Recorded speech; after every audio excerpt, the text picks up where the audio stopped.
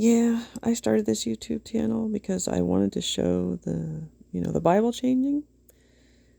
But I think, because of all the Mandela effect stuff that's, been reported and going on, and it's been, wild. Some of the things like Chick-fil-A, I remember their name being spelled differently.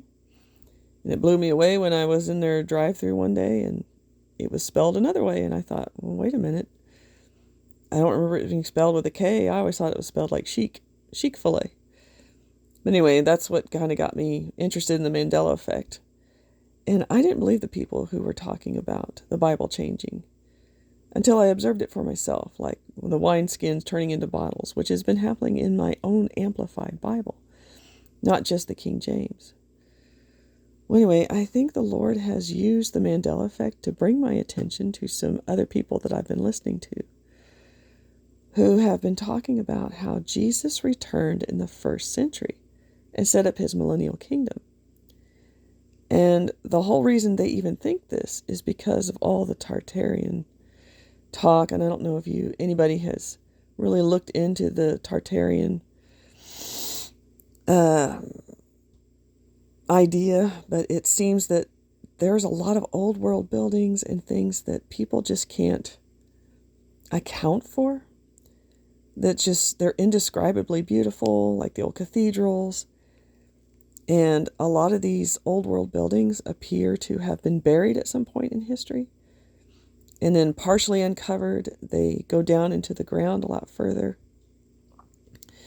They're made with, in the time period that they were made, it seems impossible that the people that were around at the time, the population wasn't big enough to have created these massive buildings.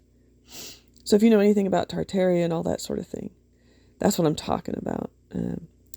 You can look up My Lunch Break. He can tell you a lot more about it than I can in just this small little video. Like I said, it's like 5:30 in the morning. I can't sleep, so here I am talking to you.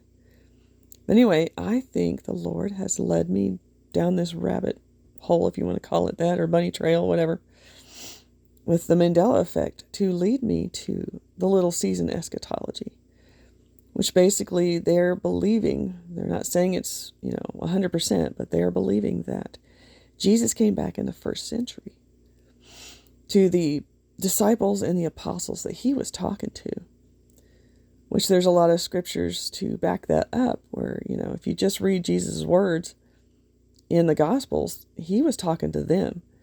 And I don't know why I ever thought he was talking to us. But all those books are really written to them in their time period. And it appears that we are in this great time period of massive deception that's going on, because the lies and the deceit that have been going on in this generation, this time period, are being uncovered left and right. And it just feels like you can't really trust anything anymore.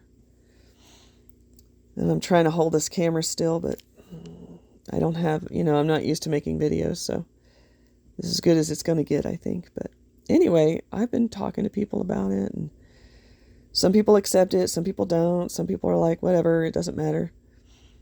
But, I think we should really consider it, because we really need to know what's going on in the world and where our place is in the world, where we really are. Learning about the little season has been a very humbling experience, because, we always think we're the generation, we're going to be the ones that rule and reign with Christ. And apparently that's possibly not true. All that may have already happened, because they're thinking that all these old world buildings may be, because they're so beautiful, possibly evidence of the millennial reign and when Jesus had come back and had taken over the world, basically. Well, during all my research, the Lord led me to Psalm 2, and it talks about why do the nations assemble and, rage against him, and the kings of the earth take their place and take counsel against the Lord, and they want to, break their bonds off of them and their yoke. And I found that very interesting, because it goes on, if you want to read it or not, in your own Bible. But it goes on to talk about how the Lord poured his wrath out. And they keep talking about the mud flood and all these strange rock formations that look like melted buildings, which I have to admit, there's a lot of them. I wasn't aware, and I don't know how much of that may be like an AI generated thing, because nowadays you got to be really careful with videos because you don't know who's doing what.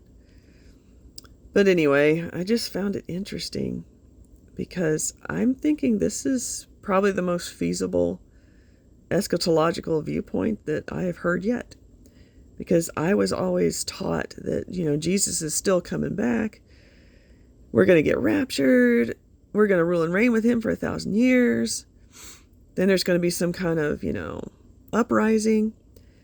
And Satan's going to be bound for 1,000 years in the pit. And then he's going to be loosed. And there'll be like this emergence thing or some kind of weird uprising that causes everybody to turn away from Jesus. And, and then his wrath is poured out, and I don't know how long this Satan's little season is supposed to last, but some people think that he came out of his pit possibly 1776, because it seems like that's when all the what are you talking about, revolutionary wars were going on, not only in America, but apparently worldwide, like with Napoleon and all that kind of stuff. I've been listening to a lot of people like Jason Jack, Madeline from Babylon Rising, My Lunch Break, Fit as Flat Earther. They have their own YouTube channels if you want to check them out. They've been, having some really good like Bible studies and information. Like Madeline, she found on the old maps that there was a land called the Land of Jesus up in the northern region between like Russia and America or Alaska, which has slowly disappeared on the maps over time. So anyway, I just thought, Psalm 2 pretty much spells it out if you ask me. And with this eschatological viewpoint in my toolbox, if you want to call it that, while I'm reading the Bible is actually making a lot more sense than it used to. So just wanted to bring everybody's attention to it. I don't know if you've ever heard about the little season. There's a little book you can buy on Amazon for like $5 that talks about where we are on the timeline. Because a lot of people think there's like missing time in our timeline, or we've been lied to by the people that, think they know stuff. Let's just put it that way. But anyway, everybody do your own research. I just found it interesting and thought you might too. So thank you so much for listening.